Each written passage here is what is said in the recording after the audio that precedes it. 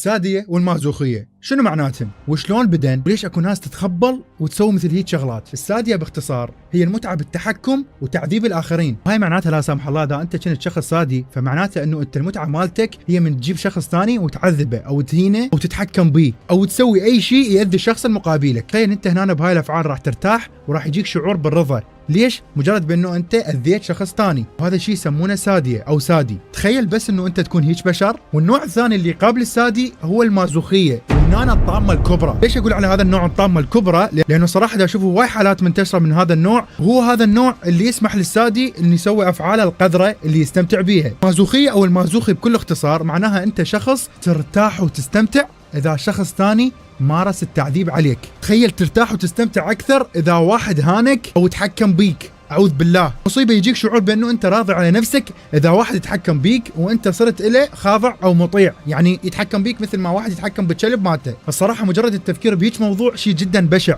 شلون اذا هذا الشخص مر بهاي الحاله نفسها؟ المشكله انه الشخص اذا كان سادي واذا كان مازوخي بالحالتين هم يحسون بالرضا ويحسون نفسهم انه هم مسوين انجاز وفشي صح وهاي راحتي الشخصيه، يعتبروها افعال الراحه وحريه شخصيه. اكيد هذا الشيء جدا غلط واضطرابات نفسيه واضحه. ممكن ترجع فكره الساديه هاي الى الكاتب الفرنسي الشهير ماركس دي ساد، واللي اخذت الفكره من اسمه الاخير ساد. ساديه صارت ليش؟ لان هو الشخص اللي خلى فكره الساديه تنتشر من خلال اعماله الادبيه والفنيه اللي كان يكتبها سابقا. اما المازوخيه فهي ممكن نرجعها الى كاتب نمساوي كان اسمه ليوبولد فون زاخر مازوخ. ايضا اخذوا كلمه مازوخ من اسمه الاخير وسووها كلمه مازوخيه. ليش؟ لان ايضا هو اللي نشر الفكره مال المازوخيه من خلال كتاباته اللي كان يكتبها بالوقت السابق. هذول الكتاب الاثنين الفرنسي والنمساوي هم اللي نشروا هاي الفكره وخلى الناس توعى شنو معنى المتعه والايذاء بنفس الوقت. طبعا اكيد بالوقت الحالي صارت تنتشر هالافكار بالافلام والمسلسلات، خاصه المسلسلات والافلام الغربيه مثل نتفليكس وجماعتها. كنا نعرف هيجي شركات انتاج شنو تدعم مثل مجتمعات الالوان وغيرها من هاي الافكار السرطانيه. صاروا يوصلون فكره للناس على طريق مسلسلاتهم وافلامهم، اكيد بطريقه مندسه مو بطريقه مباشره، يوصلون صوره ويوصلون فكره بانه هاي الحاله حاله طبيعيه. واكيد هذا الشيء غلط لانه احنا كمجتمع اسلامي اولا وعربي ثانيا نرفض هذا الشيء بشكل تام. بس مع هذا كل للاسف قدروا يوصلون هاي الافكار السرطانيه للمجتمعات، حتى المجتمعات المغلقه واللي تعتبر مجتمعات محافظه. وبسبب هذين الحالتين اللي ذكرناهم وبسبب انه هاي الحالتين اكثر شيء تصير بين الرجل والمراه، طلعت لنا فئه جديده وسلبيه وخطره جدا سموهم بالخاضعين، او الاصح الرجال الخاضعين، ومعناتها بالعاميه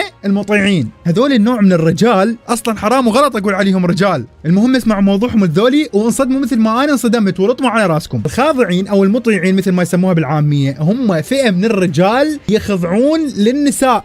يعني تخيل رجال يخضع المرأة، مو بس يخضع معناتها يحترمها وهاي، لا لا لا لا. تخيلوا انه احنا وصلنا مرحله انه عندنا فئه من الرجال الله يكرم يعتبرون نفسهم حيوانات للمراه اللي تكون مسيطره عليهم. طبعا المراه اكيد بهذا الموضوع راح تكون هنا دورها الساديه، وهذا راح يكون المازوخي، بس مازوخي ابو مستلك. وهنا هذا الشخص من اعتبر نفسه حيوان يم السيده مالته اللي هي الساديه راح يسوي له كل السوالف اللي ممكن الشخص يسويها والحيوان مالته. يعني مثلا تقول له اقعد يقعد، تقول له قوم، تقول له فوت للحمام يفوت، امره انه يشيل النعال ويضرب نفسه، يشيل النعال ويضرب نفسه. حشاكم تتفل عليه هو مستقبل، او لا بالاحرى هو اللي يطلب من عندها انه تتفل عليه، هو اللي يطلب من عندها انه تهينه. ليش؟ لانه بصفات المازوخيه، ومثل ما قلنا هو هنا ما راح يحس بالاهانه، هو هنا راح يحس بالمتعه. ليش؟ لانه من صفات المازوخيين انه يحس بالمتعه من واحد يهينه.